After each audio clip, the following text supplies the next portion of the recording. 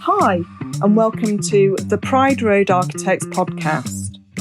I'm Lisa Rains, and each episode I'll talk to people who interest me in the world of architecture and business.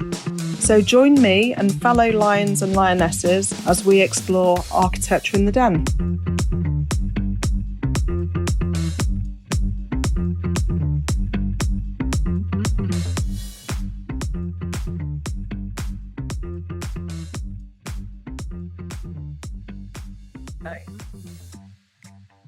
So, hi everyone. This is a slight departure from my normal podcasts as I want to start investigating the issue of climate change on domestic projects. And I have completely off the cuff, taken Sandy completely by surprise. Invited Sandy, our franchisee down in South Warwickshire. Thank you, South Warwick, Leamington. to discuss this. So this is all new ground to Sandy in terms of being recorded, but not new ground in terms of the topic. So just a reminder, I'm Lisa Rains, architect and founder of Pride Road, the architectural practice franchise. So I would like to welcome Sandy Hickey. And Sandy, first of all, would you just like to introduce yourself? Just a couple of lines would be perfect. Well, I'm a fully qualified architect. I've been an architect for quite a while now. I've always been interested in residential design, and I've always been interested in keeping warm. Fantastic. So and not spending too much money on doing it. But basically, it's about comfort. Brilliant. And about health now, because there's we've from our heat wave. Absolutely. It's going to keep happening. Yeah, Sandy joined the franchise last year, and she had an agenda about eco awareness. In fact, Sandy, you self-built. You designed a house for your parents, and I'm just going to pull it up on screen. Oh. So if this is a podcast, you'll find it on our YouTube video, or if you can go onto our website, prideroad.co.uk, and look for Earth Sheltered House in the Cotswolds, and you will find it. So this is Sandy's project. So do you want to just describe it, Sandy? So it's the garden with some windows at the front of it. Yeah, this is south-facing slope in the Cotswolds. A slightly strange angle, or rather, we built this house due south.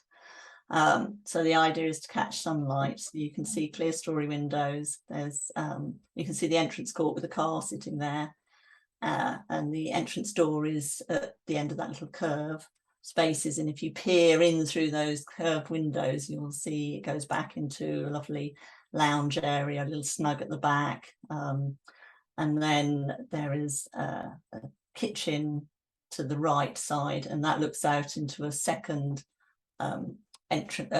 second garden court, we call it, which you can see some folding windows. Yeah. Which is, there's a swimming pool behind there. So yeah, my father went like, oh, we just need a small retirement cottage, and then we bought the site, and he went, oh, I need to keep fit, and I can't go to public places because of my immune system, because of my illness. I need a swimming pool in there. So that was a bit interesting trying to hone that, because I did try to sidetrack him and go, oh, Dad, but two-bedroom house with a cottage with a swimming pool, that's just going to be silly, you know, that just doesn't make sense. And he went, you're absolutely right, we need 4 bedrooms. And I went, oh my God, how am I going to fit those in as well? But as you can see, we did manage to do that. So where the lovely little trampoline is on the top there, X marks the spot, or rather it's a bit like a heliport. That is just, if you dug down there, you'd miss the house. You're sort of just on the back of the house, really. So the flat piece gives a lovely garden. Yeah. Let's see what pictures we have. Yeah. Yeah, so that's with it all open. Oh, that's one of my earlier sketches of how it might look. Ooh. So yeah, and yeah, so that's the bottom of the stairs looking up to where that little sketch was. It has changed a little bit, but yeah. And then this is on the ground floor. You go in where the car was parked. So as I said, there's a living room to the left of us. You can see the dining area, and then to the right is the kitchen, and you can't quite see, but if you walked around and looked at the kitchen, there'd be a big window there with a big roof light above it as well. It's all one structure, so it's like a slice, and then that's looking back towards the entrance court. So my dad never liked to shut. There's a double garage there tucked in between the lane and the house, but he always loved to keep the door open so he could just see all the crap in there. Oh, sorry, I've just remembered this podcast. That's fine. It's important things. Yeah, well, we just we're in the summer of 2022, and we've just had a heat wave. I can imagine this being nice and cool. Yeah, so we also have, I don't know, there's probably no pictures there, but with the roof lights have shutters that go down and close on them, so that if it gets too hot, it keeps the heat in the winter, and it can keep the heat out in the summer. Oh, amazing. How are they fitted? On the slope of the lantern? No, like horizontally. It's like a door. If you imagine a door, but you put your door flat on the ground. Yes. It's in the ceiling. Yeah. Oh my goodness. So there's a big opening of the roof light above is closed off, and you just see. I mean, it's not an invisible ceiling, because when I started saying to my father, "Oh, we should do that," he said, "Oh, we'll worry about that when we've got it plastered out and the builders have gone, and I'll build something." Yeah. So my father's second name is Heath, and his third name is Robinson. I mean, is that something we could develop up for our clients? Because in terms of interesting ideas about how you close things. In fact, I was talking to a lady in Leamington who owns a blind shop the other day, and she was asking me what shop? Blinds, does blinds and kinds of different things. And she was saying how the problem she has where clients haven't thought about where to put their blinds to shut things down, and it's so important now to have shading. Yes. That's definitely something that we could. Yeah, and you don't build the thing and then go, where am I going to put my blinds?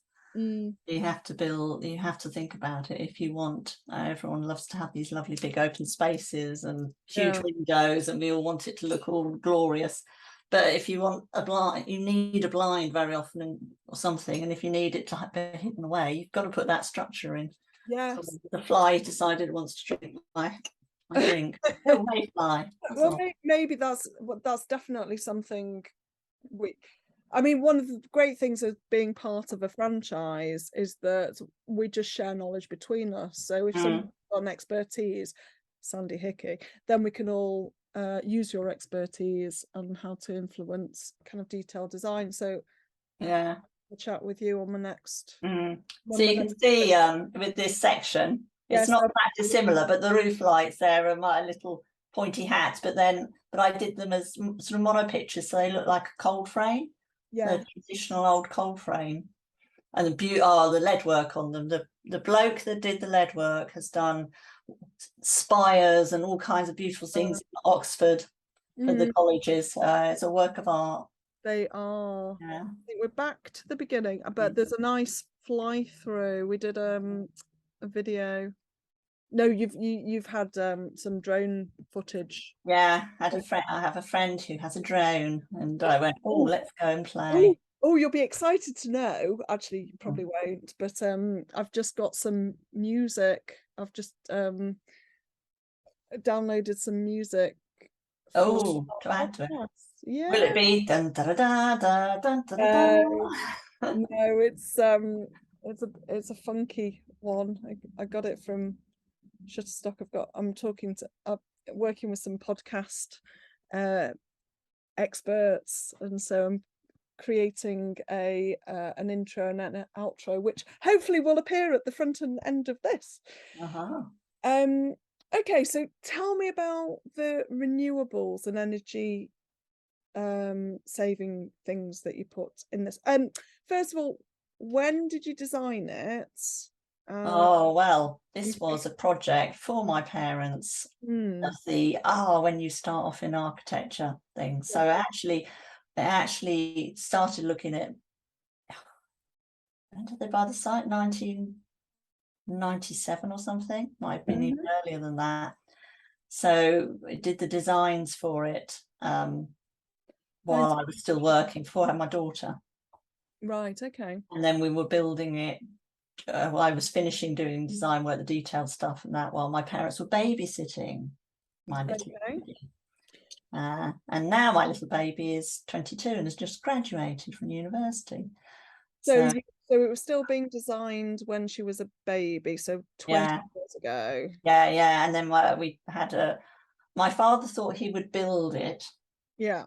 And I went, that's not going to happen, because when we had to dig the site out, and at the back of the site there was like a 7 meter height difference between the land and the bottom, and go like, you have to have proper structural engineers, Dad. You can't do that with a wheelbarrow. He's very much a hands-on, do-it-yourself kind of person. So this project was to give him an interest and a focus to away from his illness. So he was. So when we bought the site in 1997, when was start on site? We had lovely builders. They weren't house builders. They did do house building a bit, but they were civil contractors. Okay. Yeah. So I used to work for British Waterways. And although I didn't do civil stuff, we were doing architecturally related stuff. Of course, we had contacts. So I used a contractor who'd done, like locks, and they were very good with reinforced concrete, which is just what we needed. So they had their own shuttering. So we went, originally I designed it in sort of block, and concrete, some floors and that, but they went, no, we've got our shuttering, we're going to do the whole thing. There's plenty of thermal mass in there, and it's surrounded by earth. It's surrounded by dry earth, because we have what they call an insulating umbrella over the top. So literally we built and we waterproofed the structure. Then we put how would I describe it? I always describe it as cheesecake base. It looks just like that. It's ground up rock basically, and it is, you wouldn't want to eat it, but it looks exactly like cheesecake biscuits broken up. With that fine, yeah. Oh, okay. Yeah, but it doesn't taste nice, because I actually did, in the end, when you go like, it looks like biscuit, I've got to have, well, it's not biscuit. Were you pregnant at this point and craving something? I can imagine that. Yeah, it's like sometimes craving for coal or something. I had this thought so many times. Like I went, something, you've got to go, let's just get it over with. Right, now I've broken that. It's like when you try and lick a battery. To see whether it's going to, I can feel that. We've all done it. Yes. Oh dear. Yeah. So cheesecake base, ground dry. all around it and over the top, and then sort of waterproof it, like an umbrella made out of it's like when you do the roof, principle of a slate roof, tile roof, you overlap stuff, so that water sheds. So we had basically very heavy duty plastic in large things and laid over that. And we also had insulation. So we had a layer of the plastic, Okay. Then we had a layer of the insulation. Okay. And then we had another layer of the plastic, another of insulation, another layer of the plastic. Right. And they built that over the top and out the sides. So it was an idea that was Rocky Mountain Institute had come up with. And my dad went like, "Oh, I found this. This will be really good." Love it. Like, oh. And he went like, "Oh no, we won't need any insulation underneath. It'll work." And I'm going like, we put underfloor heating in it. Yeah. You can't put underfloor heating, Dad. I cannot bear the thought of heating the ground. We need to put insulation to just, when you turn it on, it heats up. Yeah. So we had the insulation on the floor, good amount of that, and then insulation over on the earth shelter bits. But where you see, there are obviously outside walls which are beautifully covered with Cotswold stone, or there's some timber cladding obviously above those. So that's got lots of insulation. That's got cavity. That's got 150 mil wide cavity to make sure that we're not losing heat out of that. Amazing. Yeah, and of course it's so air tightness is a big thing. Yes. And when you build with reinforced concrete, there it is airtight. When you build, if you walk into a normal house with cavity walls, and when you knock on them, they feel hollow because they've stuck plasterboard up. It's not airtight. None of that is airtight. A block wall, a brick wall built, you can push air through that. There's lots of teeny tiny little roots through it. Yeah. So but yeah, 150 mil or more of concrete. This is a new build from scratch. So yeah, we now, well, as architects, Pride Road, we look at extensions. So I mean, my theory behind the kind of sustainability element to what we do is that we are making old buildings fit for purpose. But we need to start thinking about how we address environmental issues and other elements, which I'm going to go on to. Anyway. So, I'm just mindful of time. We've got about 5 more minutes. What other renewables did you put in? So it was in a village that no gas. So it got a ground source heat pump to it. Okay. Heat pump looks like just it looks a bit like a very large American fridge actually. But that has a hot water cylinder in it, as you would have in your airing cupboard. To store a certain amount of heat, because and then the swimming pool, everything is run from that. The swimming pool is run from that. And how the house actually works in reality is that at night we have cheap electricity. Yes. So at night the heat pump runs and it heats the pool. Yeah. Then in the daytime it's turned off. Yeah. So the heat is in the pool. Yeah. And the pool slowly, I mean, it's well insulated, but it kind of helps to heat the house. Yeah. We found I had a tenant in there, and she went and said, "Oh, I'm not using the pool. I want to save on money. Can I turn it off?" And they've gone like, "It's all meant to be designed to sort of all work together." But I hadn't.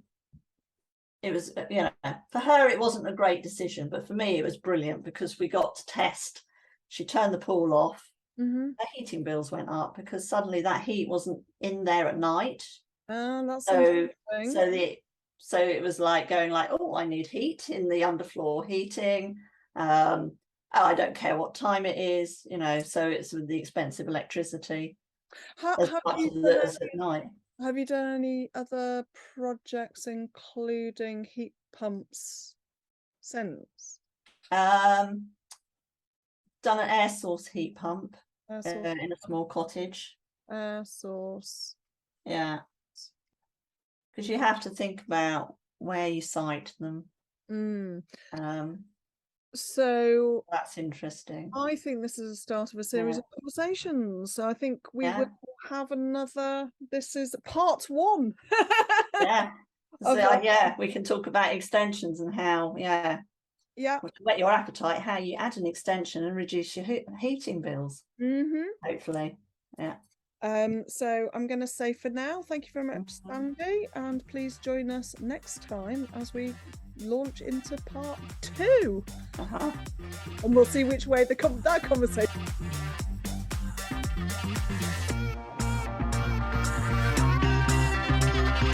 Thank you for joining me, Lisa Rains, for Architecture in the Den. If you want to find out about franchising, check out our website, prideroadfranchise.co.uk. If you enjoyed this episode, please like, subscribe and leave a review. And do get in touch through your favourite platform if you'd like to be a guest.